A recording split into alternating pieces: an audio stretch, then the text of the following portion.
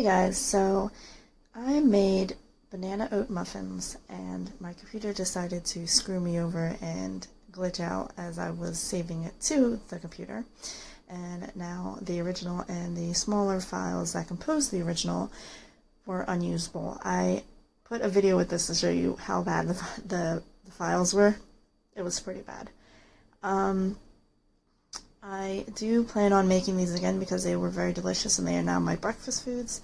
So I will just repost the video then of the whole thing in its entirety, and hopefully I won't have this happen to me again, because it would really suck if I had all my files glitching out. But anyway, thanks and have a sweet life.